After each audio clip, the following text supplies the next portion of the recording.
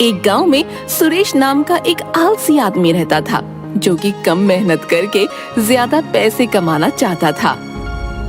तुम्हारे लालच की वजह से हमारा सब कुछ बिक गया और हमें इस छोटे से घर में आकर रहना पड़ रहा है।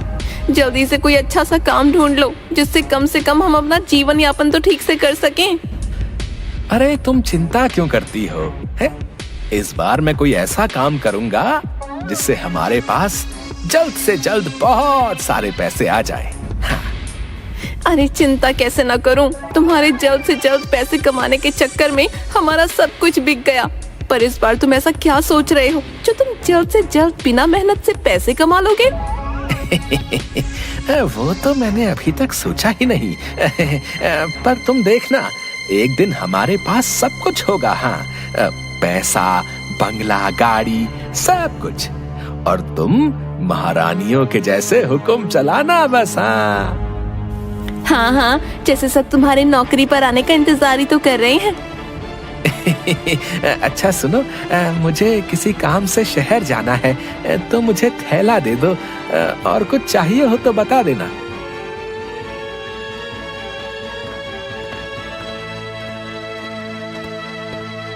अरे अब तो मैं बहुत ही थक गया हूँ। चलो, ये पास में बगीचा है, यहीं पर जाकर थोड़ा आराम कर लेता हूँ। सुरेश बगीचे में आराम करने लगता है। वैसे उर्मिला आज बात तो सही कह रही थी, मुझे कोई ना कोई काम तो ढूंढना ही होगा। पर ऐसा कौन सा काम करूं जिससे बहुत सारा मुनाफा हो? अरे ये क्या, आम? क्यों ना मैं फलों का व्यापार करूं। हाँ, मैं अपना एक फलों का बगीचा लगाऊंगा। हाँ, और फिर मुझे बहुत सारा मुनाफा होगा। मैं आज ही शहर से बीज लेकर आता हूँ। अरे नहीं नहीं, पर उसमें तो बहुत समय लगेगा। तब तक मैं क्या करूंगा? और अगर मैं मंडी से फल खरीद कर भी बेचूं, तब भी मुझे ज्यादा मुनाफा नहीं होगा और मेहनत भी बहुत लगेगी। हाँ, तब तो मुझे कुछ और ही सोचना होगा। और इतनी मेहनत, ना बाबा ना, मैं नहीं कर सकता। मुझे कुछ और ही सोचना होगा। पर अभी तो मैं इस बगीचे से फल लेकर जाता हूँ। उर्मिला और बच्चे खुश हो जाएंगे।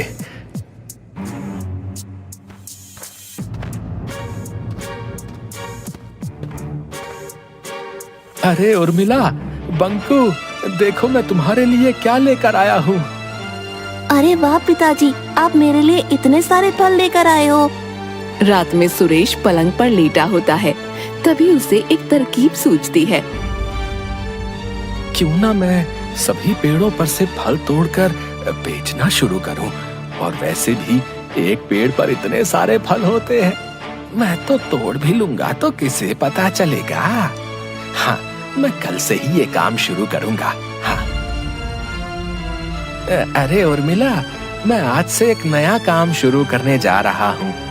जाओ, मेरे लिए दही शक्कर तो लेकर आओ। हाँ, वो सब तो ठीक है, पर तुम ऐसा कौन सा काम करोगे? अरे तुम आम खाओ, है? गुठलियां क्यों गिन रही हो? सुरेश एक सुनसान बगीचे में कुछ फल तोड़ने के लिए जाता है। चलो, आज का काम तो अच्छे से हो गया और कोई दिक्कत भी नहीं आई। अरे कुत्ते, ये कुत्ते यहाँ क्या कर रहे हैं? भागो भागो यहाँ से, हुश हुश।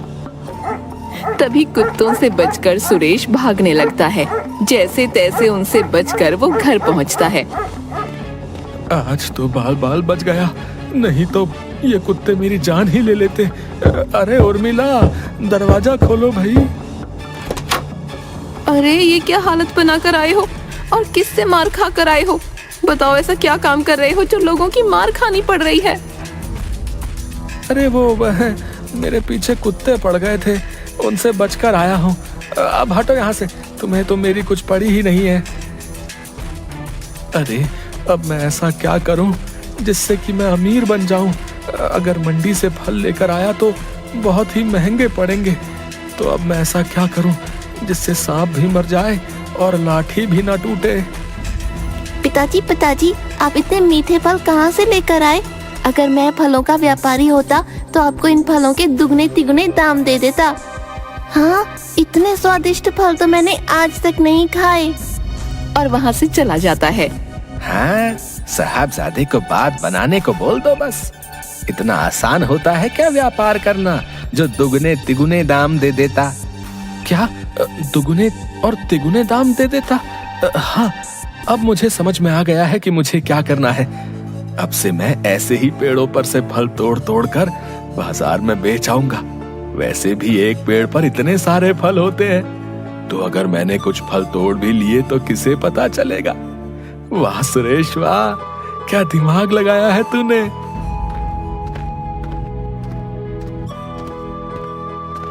फिर सुरेश एक बगीचे में से कुछ फल तोड़कर बाजार में बेच आता है।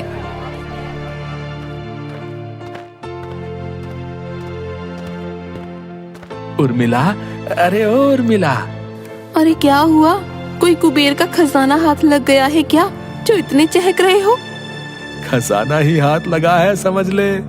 तू बोल रही थी ना कि घर का खर्चा बहुत मुश्किल से चलता है। ये ले पैसे, और तुझे जो चाहिए ले लेना है। इतने सारे पैसे कहाँ से लेकर आए आप? कहीं चोरी तो नहीं की ना आपने, या किसी की जेब काटी, या खून? बोलो, कहाँ डाका मार कर आए हो? अजीब बीवी है मेरी। एक तो पति बाहर से थका हारा घर में आया है, और ऊपर से तुझे थानेदार की तरह सवाल करने से ही फुर्सत नहीं मिलती। चल जा और मेरे लिए खाना लगा दे। अगले दिन सुरेश मार्केट में चुराए हुए फल बेचने जाता है। अरे भाई सुनो जरा, ये सारी फलों की पेटियां बेचनी है, जरा सही से भाव लगा दो। अरे वाह भाई साहब, अब तो इतने तरह तरह के फल लाए हैं और दिखने में भी लाजवाब है। इनके तो आपको अच्छे खासे दाम मिल जाएंगे। लगता है कहीं के बहुत बड़े व्यापारी हो। ज्यादा बकैती मत करो हमारे सामने, समझे? और चुपचाप अपना काम करो। फिर दुकानदार सुरेश की सारी फलों की पेटियां ले लेता है और उसे फलों के बदले अच्छे खासे पैसे दे देता है। इतने सारे पैसे देखकर सुरेश का लालच और भी बढ़ जाता है। अरे वाह सुरेश, तू तो माला माल हो गया रे। अब तो मैं ऐसे ही रोज फल तोड़कर यहाँ पर बेचने आऊंगा। अरे वाह, आज तो मेरी चांदी ही चांदी है। मुझे ज्यादा मेहनत भी नहीं करनी पड़ी और इतने सारे पैसे भी मिल गए। कुछ हफ्तों तक सुरेश ऐसे ही फलों की चोरी करके मंडी में बेच आता। उसे इन सब से बहुत ज्यादा फायदा होने लगा, तो उसका लालच और भी बढ़ने लगा। ऐसा कौन सा काम करने लगे हो आप आजकल, जो रातों रात इतने पैसे कमा लाते हो? कहीं कोई गलत काम तो शुरू नहीं कर दिया ना आपने? अरे मैंने तुझे कहा था ना कि मैं कोई ऐसा काम करूंगा जिससे हम बहुत जल्दी अमीर हो जाएंगे। अब सुरेश की हालत में बहुत सुधार आ जाता है। वो एक बड़ा मकान ले लेता है। अरे सुरेश भाई, क्या बात है? कोई लॉटरी वाटरी लगी है क्या, जो इतनी जल्दी इतना बड़ा मकान ले लिए? हाँ भाई, बस यही समझ लो कि लॉटरी ही लगी है मेरी है। गांव के कुछ लोग खड़े होकर उसके बारे में बातें कर रहे थे। अरे भाई, तुम्हें ऐसा नहीं लगता कि मेरे बगीचे से फल बहुत कम हो रहे हैं? क्या तुम्हें भी ऐसा ही लगता है? हाँ, बात तो सही कह रहे हो भैया, लग तो मुझे भी ऐसा ही रहा है। कहीं ऐसा तो नहीं कि हमारे फल कोई चोरी कर रहा है? क्या भाई, तुम भी बिना सर पैर की बातें करते हो हैं? तुमने फलों को गिनकर रखा था क्या, जो कह रहे हो कि चोरी हो गए? और वैसे भी अभी तो तुम्हारे बगीचे में बहुत सारे फल नहीं पके हैं। कोई इन कच्चे फलों को चोरी क्यों करेगा भला? तुम ही बताओ, ये तो खाने में भी बेस्वाद ही लगेंगे। अरे भाई, तुम्हें पता है आज सुरेश ने एक नई कार खरीद ली भैया। क्या कार खरीद ली? अरे सुबह से कोई मिला नहीं क्या जो हमें बुद्धू बना रहे हो? हाँ हाँ, यहाँ हम दिन रात मेहनत करते हैं, पर फिर भी हमें घर का खर्चा चलाने में इतनी दिक्कत आती है। और वो तो निकम्मा है, वो भला कार कैसे खरीद सकता है बताओ? अरे नहीं नहीं, मैं सच कह रहा हूँ भैया, मैं अपनी आंखों से देखकर आ रहा हूँ। वैसे सुरेश आजकल ऐसा कौन सा काम करने लगा है भाई, जो उसने इतनी जल्दी कार और मकान खरीद लिया? वैसे आजकल वो रोज सुबह सुबह शहर जाता है और देर रात को लौटता है। अगली सुबह सुरेश फिर चुराए हुए फलों को मंडी में जाकर बेच आता है। अरे भाई जरा सुनो, मेरे पास बहुत सारे कच्चे फल भी हैं, क्या तुम उन्हें भी खरीद लोगे? नहीं भाई, कच्चे फल तो हम नहीं लेते क्योंकि वो ज्यादा बिकते नहीं हैं और ज्यादा स्वादिष्ट भी नहीं लगते। पर हाँ, मैं तुम्हें उन्हें पकाने की एक तरकीब बता सकता हूँ। अरे भाई बताओ बताओ। फिर मंडी का आदमी सुरेश को फल जल्दी पकने वाली दवाई दे देता है। ये लो, इस दवाई से तुम्हारे फल बहुत ही जल्दी पक जाएंगे, समझे? रात को सुरेश फिर से किसी के बगीचे में चोरी करने जाता है। पेड़ पर चढ़कर फल चुराते समय वो गिर जाता है। अरे बाप रे, बहुत जोरों की लगी है, खड़ा भी नहीं हुआ जा रहा। बगीचे का मालिक वहाँ पर पहुँच जाता है। अरे कौन है वहाँ पर? फिर जैसे तैसे खड़े होकर सुरेश दौड़ने लगता है। कुछ दूर जाकर, हे राम, अयो, आज तो बाल बाल बच गया। अरे क्या हुआ? आप ऐसे क्यों लंगड़ा रहे हो? और कहाँ थे आप इतनी देर से? अरे कुछ नहीं, वो मैं बस चलते चलते फिसल गया। उर्मिला सुरेश को लंगड़ाते हुए देखकर हंसने लगती है। अरे आप क्या हंस रही हो? मेरी मदद करो चलने में। अगले दिन कुछ लोग चौराहे पर खड़े होकर बातें कर रहे होते हैं। तभी सुरेश लंगड़ाते हुए पास से गुजर रहा था। अरे सुरेश, क्या हुआ भैया? ऐसे लंगड़ाते हुए क्यों चल रहा है? अरे कुछ नहीं भाई, वो कल चलते चलते पैर फिसल गया था तो लग गई। रतन को सुरेश पर शक होता है। ये सुरेश तो कल रात वाले चोर जैसे ही चल रहा है। कहीं ऐसा तो नहीं कि सुरेश ही मेरे फलों की चोरी कर रहा था? पर अगर मैं ऐसे ही कहूंगा तो कोई भी मेरी बात पर विश्वास नहीं करेगा और सुरेश भी कोई ना कोई बहाना बना देगा। मुझे इसे रंगे हाथों पकड़ना होगा। मुझे कुछ ना कुछ तो सोचना ही होगा। रात को सुरेश फिर से रतन के बगीचे में चोरी करने के लिए पहुंच जाता है। आज तो मैं इसके बगीचे से बहुत सारे फल तोड़ दूंगा, ताकि मुझे बार बार ऐसे मेहनत करने की जरूरत ही ना पड़े। और वैसे भी आज तो मैं फलों को पकाने वाली दवाई भी तो लेकर आ गया हूँ, तो बस उसे इन कच्चे फलों में डाल दूंगा।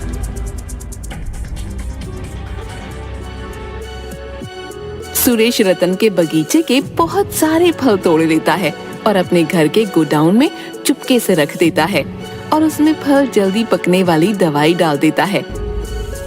अगले दिन रतन देखता है कि उसके बगीचे के बहुत से फल गायब हैं। अरे भाई, तुम्हें पता है मेरे बगीचे के फल जादुई हैं। क्या बात कर रहे हो रतन भाई, सच में? हाँ सच में। देख, मैं रोज अपने फल धूप में रख देता हूँ तो ये सोने के हो जाते हैं। ये बात सुरेश तक भी पहुँच जाती है। अरे मैं ऐसे ही मंडी में जाकर इन फलों को बेच देता था। हे भगवान, अगर मुझे जरा भी इसके बारे में पता होता तो मैं हर रोज इन फलों को धूप में रख देता। चलो कोई बात नहीं, अब भी मेरे पास बहुत सारे फल हैं, मैं इन्हें धूप में रख देता हूँ। मेरी तो चांदी ही चांदी है। अरे नहीं नहीं, चांदी नहीं, सोना ही सोना है। फिर उसके बाद मुझे कोई धंधा नहीं करना पड़ेगा। अरे वाह सुरेश, वाह वाह, तेरे हाथ तो सोने का अंडा देने वाली मुर्गी लग गई रे। इंस्पेक्टर साहब, गिरफ्तार कर लीजिए इस चोर को। इसकी वजह से मेरा और इन गांव वालों का बहुत सारा नुकसान हुआ है। अरे क्या बात कर रहे हो तुम? अरे तुम मुझ पर ऐसे चोरी का इल्जाम नहीं लगा सकते। और तुम्हारे पास क्या सबूत है कि ये फल तुम्हारे हैं? मुझे पता था कि तुम अपना गुनाह कबूल नहीं करोगे, इसलिए मैंने सारे फलों पर यह निशान बना दिया था। कल मेरे बगीचे में जो चोर था वो पेड़ पर से गिर गया था और वो उस तरह लंगड़ा रहा था जैसे आज सुबह तुम लंगड़ा रहे थे। इसका मतलब साफ है कि मेरे और गांव के लोगों के फल तुम्ही ने चुराए हैं। अब तुम खुद अपना गुनाह कबूल करते हो या पुलिस कबूल करवाए? सुरेश, मुझे आपसे ये उम्मीद नहीं थी कि आप चोरी करेंगे। मैं बार बार आपसे पूछती रही कि ऐसा कौन सा काम कर रहे हो जो इतनी जल्दी पैसा कमा लेते हो, पर आप हर बार मेरी बातें टाल देते थे। आपके लालच की वजह से आज ये दिन भी देखना पड़ रहा है। क्या सीखेगा बंकू आपको देखकर? चोरी करना। मुझे माफ कर दो उर्मिला, मैं भी क्या करता। मुझे पैसे कमाने का इससे आसान तरीका और कोई नहीं मिला। अगर मेहनत करके आप मुझे 2 वक्त की रोटी भी खिला देते तो मैं खुश रहती, पर ऐसे चोरी का मुझे 1 रुपया भी गंवारा नहीं। मैं ये आपका बंगला, गाड़ी सब छोड़कर मेरे इस पुराने घर में फिर से जा रही हूँ। सुरेश, तुम्हारे लालच की वजह से मेरा और इन सारे गांव वालों का बहुत ही ज्यादा नुकसान हुआ है। अब उसका भुगतान कौन भरेगा? मुझे माफ कर दो भाई, अपने लालच की वजह से मुझे कुछ समझ में नहीं आ रहा था, पर अब मुझे अपनी गलती का एहसास हो गया है। मुझे एक और मौका दे दो, मैं कभी भी गलत काम करके पैसा नहीं कमाऊंगा। सुरेश अपनी गलती पर बहुत ज्यादा शर्मिंदा हो जाता है। तुम्हें देखकर तो दया छोड़ो, 2 थप्पड़ और मारने का मन करता है, लेकिन तुम्हारी बीवी और बच्चों पर दया कर रहे हैं। अगर आइंदा कोई ऐसी हरकत की तो माफी का कोई मौका नहीं मिलेगा, याद रखना। हाँ भैया, मैं वादा करता हूँ कि मैं मेहनत करके ही कमाऊंगा और अब से जल्दी पैसे कमाने के बारे में नहीं सोचूंगा भैया।